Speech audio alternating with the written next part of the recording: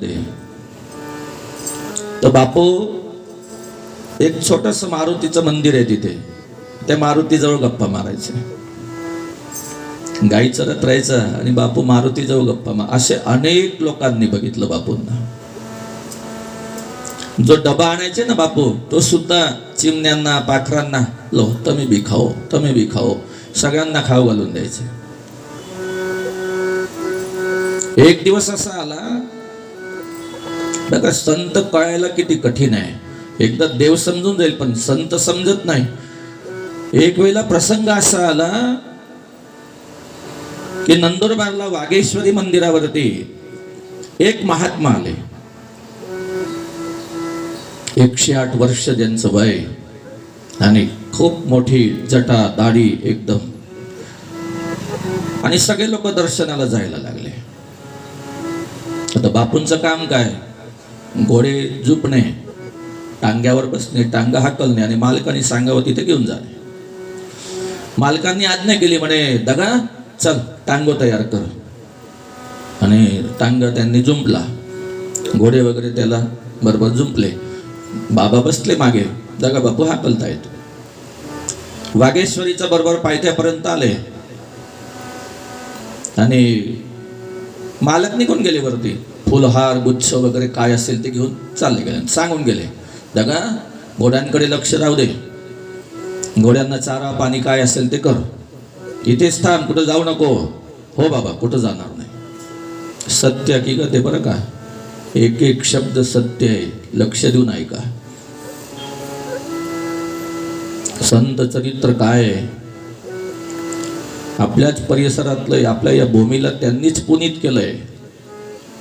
प्रकाशा क्षेत्राला जाऊन बघा, बापूंमुळे काय त्या क्षेत्राची कीर्ती वाढली आहे.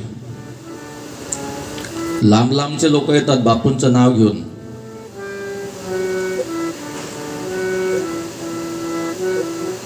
दादा निघून गेले वरती, ते सगळं फुलमाळा वगैरे काय असेल, फळं फुलं, ते सगळं त्या महात्म्यांच्या समोर ठेवून दिलं. त्यांचे डोळे बंद आहेत तोपर्यंत. महात्मा तपस्वी, आणि यांना आलेलं असं त्यांना काय कळलं की अनुभूती झाली. त्यांनी लगेच डोळे उघडले आणि सांगितलं, तेरे साथ में कौन आया है. काय शब्द आहे त्यांचा, तेरे साथ में कौन आया है. बाबा विचारामध्ये पडून गेले, म्हणे मेरे साथ कोई नहीं आया, कोई नहीं आया. तेरे साथ कोई तो भी आया है. नहीं नहीं, मेरा तो लड़का इधर काम को निकल गया आणि वो तो इधर सब काम में थे. त्याला वाटलं माझ्या घरचे विचारतो या. तो सांगतो माझा मुलगा शेतामध्ये गेला आणि ते अमुक इथे गेला आणि तो ढमुक तिथे गेला, आणि सगळं ते त्यांचं परिवारातलं सगळं सांगून राहिले.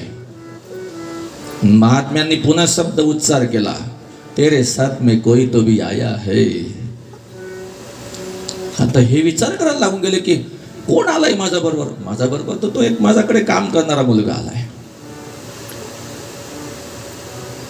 काय सांगू याला, कसं काय सांगू की माझ्या बरोबर एक कामगार पोरगा आलेला आहे. पण महात्मा काही ऐकायला तयार नाही. तेरे साथ कोई तो आया है. आणि उभे राहून गेले महात्मा. जे समाधीत राहायचे, दिवसभर बसलेले राहायचे, अचानक उठून उभे राहिले आणि चालायला लागले. सगळे शिष्य घाबरून गेले. त्यांचे अंगाला काटे येणारी घटना आहे. सगळे त्यांचे शिष्य मागे पळतायत, म्हणे बापजी कहाँ जा रहे, बापजी कहाँ जा रहे, बापजी कहाँ जा रहे. रुक जाओ. एकदम त्यांच्या डोळ्यामध्ये तेज लाल डोळे, ती मोठी दाढी आणि जटा, तपस्वी, तपश्चर्येचं तेज. आणि बरोबर त्या डोंगराचा पायथ्या बरोबर काठापर्यंत आले. दगा बापू बसले आपल्या आपल्या दांड्यावरती, घोडे बांधून दिले, चारा टाकून दिला आणि बसले आपल्या आपल्या. हे वरून तिथून बघतायत, वागेश्वरीच्या डोंगरावरून, आणि तिथून नमस्कार करतायत खाली बसलेल्या बापूंना. हात जोडले, डोळे बंद केले. आज मेरा जन्म सफल हो गया. काय म्हटले ते महात्मा, 108 वर्षाचा महात्मा, या छोट्याशा मुलाला बघून तिथून सांगतोय, आज मेरा जन्म सफल हो गया. मालक विचारात पडून गेले, काय झालं बाबांना आज? वयमानाने काही डोक्यामध्ये फरक बिरक तर नाही पडला? यांना झालं काय आज? असं काय बोलता येते? हा तर माझ्याकडे काम करणारा मुलगा आहे. आज मेरा जन्म सफल हो गया. सगळे विचारामध्ये पडून गेले. एवढा मोठा महात्मा, काय सांगावं याला?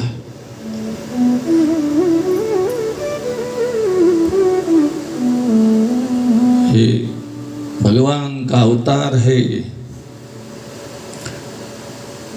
इस सृष्टि को बचाने के लिए आया है. ये साधारण नहीं है. इससे कोई काम मत करवाना, नहीं तो नरक में जाएगा. नरकवास होगा तुझे. बाबा विचारामध्ये पडून गेले. पळत पळत पळत पळत खाली आले. दगाबापूंनी घोडे जुंपायला सुरुवात केली. म्हणे नाही नाही नाही, राहू दे, तू राहू दे. काय करताय असं? नाही, तू मागे बस, मी टांगा हाकलतो. मला माफ कर दगा, मला माफ कर. बापू म्हणता, हो काय झालं काय तुम्हाला? माझं काही चुकलं का? नाही नाही. घरच्या लोकांना ताकीद देऊन दिली, आजपासून माझ्या दगाला कोणी काम सोपू नका. आपल्या परिसरातला महात्मा आहे. कदाचित आपण सगळ्यांनी बघितलं असेल त्यांना. माझा तर काय संजोग असेल की काय पूर्वजन्माचं भाग्य असेल की मी बापूंना कितीतरी वेळेला पाणी पाजलंय. जेव्हा जेव्हा बापू यायचे आमच्या गावामध्ये, बापूंचा एकच नियम होता, शुद्ध आहार, शुद्ध विहार, शुद्ध जल. ते उपाशी राहून गेले, पण त्यांनी कधीच असा आहार घेतला नाही, शुद्ध आहार. मी छोटासा होतो, चौथीमध्ये आमच्या गावाला आले की 84-85ची घटना असेल. आणि त्यावेळेला घरी निरोप यायचा की बापू आलेले आहेत, महाराजजी पाणी लईने यावं. बापूंना पाणी चालत नव्हतं कोणाकडचं. मी तांब्या भरून पाणी न्यायचो तिथे आणि बापूंजवळ पाणी ठेवून द्यायचो. असं काही व्यासपीठ वगैरे नसायचं बापूंचं.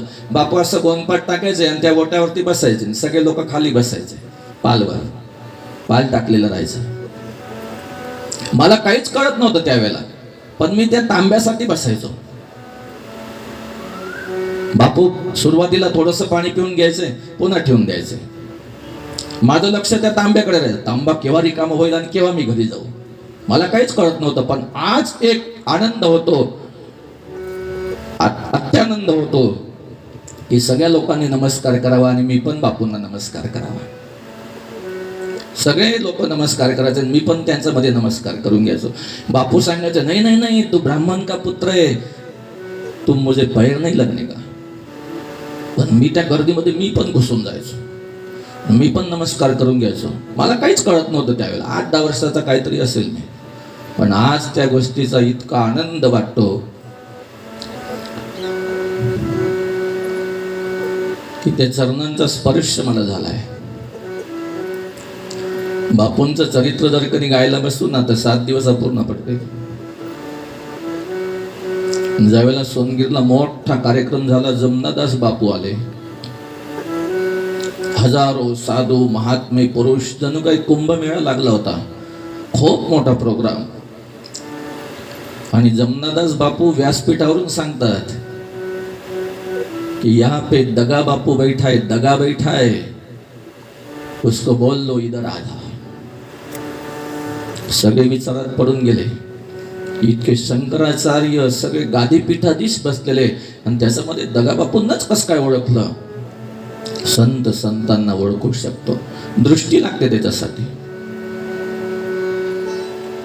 बापूंचा चेहरा बघा किती विनम्र, नेहमी विनम्रता. माझ्या व्यासपीठावर बापू राहतात नेहमी बघा, बस हाच चेहरा, हात जोडलेले आणि खाली मान. काहीच अपेक्षा नाही. काही खूप काही दिलं का हो लोकांना त्यांनी? काहीच दिलं नाही. पण देवाचं नाव इतकं घेतलं, इतकं नामस्मरण केलं, इतकं स्मरण केलं की सगळ्यांना राम नामाची साखर वाटून गेले.